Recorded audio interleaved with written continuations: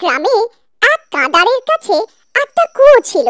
একবার একটি লোক ওই কুয়োর কাছ থেকে হেঁটে হেঁটে যেতে থাকে। তখনই ওই কুয়োর ভেতর থেকে খুব জোরে একটা আলো দেখতে পারে। তারপর ও ওই কুয়োতে উঁকি মেরে দেখে, তো ও কিছু চকচক করা কোনো জিনিস দেখতে পারে। আরে এ কি জিনিস? এ তো পুরো সোনার মতো মনে হচ্ছে। তারপর ও শুকিয়ে যাওয়া গাছের সাহায্যে কুয়োতে নেমে পড়ে। আরে বাহ বাহ, এখানে তো সোনার মুদ্রা আছে, মনে হচ্ছে আমার হাতে খাজানা লেগে গেছে।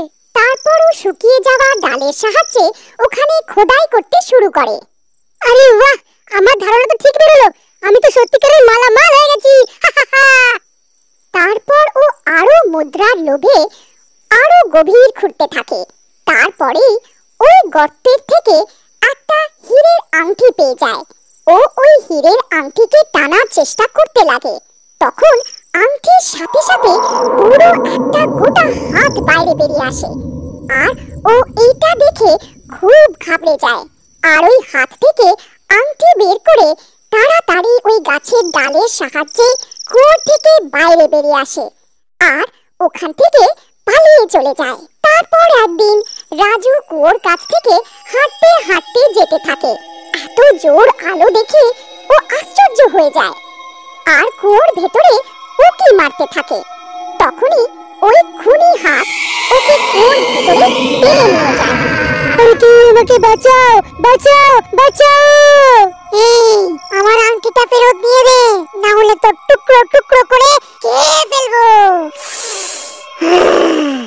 কঙ্কাল ভাই, আমি শুধু এই কুয়োতে উঁকি মেরে দেখছিলাম, আমি জানি না তুমি কোন আংটির কথা বলছো। কঙ্কাল ভাই, আমায় ছেড়ে দাও। মিথ্যে কথা বলিস না, তুই আমার আংটি চুরি করেছিস, ওটাকে আমাকে এই মুহূর্তে ফেরত দিয়ে দে। হে ভগবান, এখন আমি এই কঙ্কালকে কিভাবে বিশ্বাস করাই যে ওর আংটি আমি চুরি করিনি? হে কঙ্কাল ভাই, আমার বিশ্বাস করো, আমি সত্যি বলছি, তুমি চাইলে তল্লাশি নিয়ে নাও। যদি তুই আমার আংটি চুরি করিসনি, তো কে চুরি করেছে? তাড়াতাড়ি নামটা বল। আরে কঙ্কাল ভাই, আমি সত্যিই জানি না তোমার আংটি কে চুরি করে পালিয়েছে। হে ভগবান, আজ তো খুব জোর বেঁচে গেছি আমি, কিন্তু এই হাত কার হতে পারে? এ কোনো ভূত টুতুর নয় তো? হে ভগবান, আমার দ্বারা কোনো ভুল টুল হয়ে যায়নি তো? হ্যাঁ গো, এটা তোমার হাতে কি আছে? আরে বাহ, তুমি তো অনেক চুপ শয়তান বেরোলে গো। এই আংটি তো আমি তোমার জন্যই পেয়েছি। আরে মরে গেলাম রে, এই কঙ্কাল তো আমাকে জানে মেরে ফেলবে। আরে কঙ্কাল ভাই, আমায় ছেড়ে দাও, আমায় মেরে ফেললে কি তুমি তোমার আংটি ফেরত পেয়ে যাবে নাকি?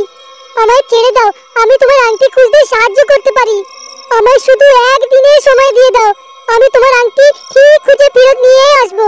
ঠিক আছে, তুই যদি একদিনে ফেরত না আসিস, তো আমি তোকে শুকতে শুকতে তোর বাড়ি পৌঁছে যাব, আর ওখানেই তোর টুকরো টুকরো করে তোকে খেয়ে ফেলবো। ঠিক আছে কঙ্কাল ভাই, আমি কিছু না কিছু করে তোমাকে তোমার আংটি ফেরত এনেই দেব। তারপর রাজু কুয়োর থেকে বেরিয়ে এসে দৌড়ে সিধা ওখান থেকে নিজের গ্রামে চলে যায়। তারপর সকাল হতেই সীমা পুরো গ্রামের মহিলাদের নিজের হীরের আংটি দেখিয়ে দেখিয়ে ওদের জ্বালাতে লাগে। হ্যাঁ গো, তুমি কি কিছু জানো? গোপী নিজের বউকে কত দামি আংটি উপহার দিয়েছে, আর আর তুমি যে আজ পর্যন্ত উপহারে একটা ফুলও তুলে দিতে পারলে না। এই মুহূর্তে এখান থেকে চলে যা, এমনিতেও আমার মাথা খারাপ হয়ে আছে, তারপর তুই উপহারের কথা বলছিস? চক্ষুনি দেখো খালি চিক চিক চিক চিক করতে থাকে। চল ভাগ এখান থেকে। এটা কি করে হতে পারে? ওই ভিখারি গোপী লোকেদের কাছে খালি পয়সা ধার করতে থাকে, ওর কাছে এত দামি আংটির পয়সা কোথা থেকে চলে এলো? নিশ্চয়ই এর পেছনে কোনো রহস্য লুকিয়েই আছে। তারপর ও দৌড়াতে দৌড়াতে গোপীর বাড়ি পৌঁছে যায়। এই গোপী, কোথায় আছিস? জলদি বাইরে আয়। এই চোর, কোথায় লুকিয়ে বসে আছিস? জলদি বাইরে বেরো। আরে আরে, এই চোর চোর কি লাগিয়ে রেখেছো? সত্যিই তো বলছি, জলদি ওই চোর গোপীকে বাইরে পাঠাও। আর তুমি যে আংটিটা পরে পুরো গ্রামে গুড়গুড় গুড়গুড় করছো না, এটা ওই আংটি যেটা তোমার বর ওই কঙ্কালের হাত থেকে চুরি করেছে। আরে ভাই, কি হয়ে গেল? এত সকাল সকাল চেঁচামেচি করছো কেন? দেখো না, এই বদমাশ রাজু বলছে তুমি নাকি এই আংটি কোনো কঙ্কালের হাত থেকে চুরি করে এনেছো।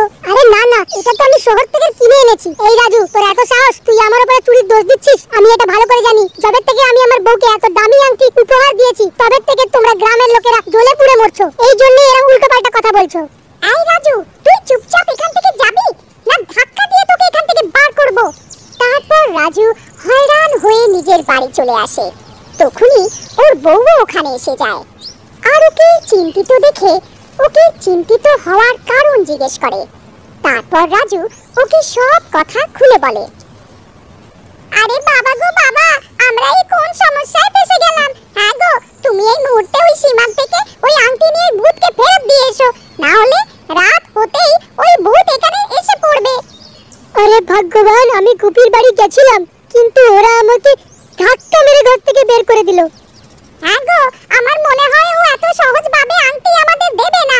আমার কাছে এর একটা উপায় আছে। তারপর রাত হতেই রাজু আর আনিতা গোপীর বাড়ির বাইরে পৌঁছে যায়। আরে ভগবান, ওই দেখো, এটা তো ওই আংটি যার খোঁজে আমরা এখানে এসেছি। হ্যাঁ গো, কিন্তু আমরা ওর আংটি থাপ থেকে বার করব কিভাবে? যদি আমরা চেষ্টাও করি তো ও ঘুম থেকে উঠে যাবে। হ্যাঁ গো, তুমি ঠিক বলছো, আমরা চেয়ে ওই আংটি বের করতে পারবো না। আমার কাছে এক উপায় আছে, কেননা আমরা ওকে উঠিয়ে নিয়ে ওই কুয়োর কাছে রেখে আসি, যেখানে ওই ভূতটা থাকে। ও নিজের মতন করে নিজের কথাটা বুঝে নেবে।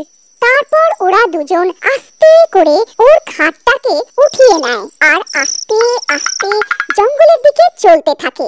আর কিছুক্ষণের মধ্যে ওরা ওই খান্ডের কাছে পৌঁছে যায়। তারপর ওইখানে পৌঁছে ওরা ওই খাটটাকে কুয়োর কাছে রেখে দেয়। আরে কঙ্কাল মশাই, তুমি কোথায়? দেখো, তোমার জন্য উপহার এনেছি। তুমি নিজে বাইরে এসে নিজের জিনিস ফেরত নিয়ে নাও। চলো প্রিয়তমা, আমাদের কাজ তো হয়ে গেল, এখন তাড়াতাড়ি এখান থেকে বেরিয়ে পড়ি। তারপর ওরা দুজন ওইখান থেকে চলে যায় আর একটি গাছের পেছনে গিয়ে লুকিয়ে পড়ে।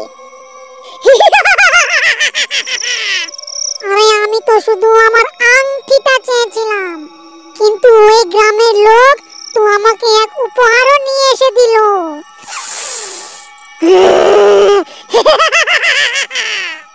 হে ভগবান, এই সীমা কোথায় চলে গেল? ওর তো চার পাইটাও নিখোঁজ। আমার বউকে কেউ চার পাই সমেত উঠিয়ে নিয়ে চলে গেছে। হায় রে, প্রিয়তমা, প্রিয়তমা, তুমি কোথায় চলে গেলে? তখনই গোপী সীমার খোঁজ করতে শুরু করে। আরে ভাই, তুমি আমার বউটাকে কোথাও দেখেছো কি? হ্যাঁ ভাই, এক্ষুনি রাজু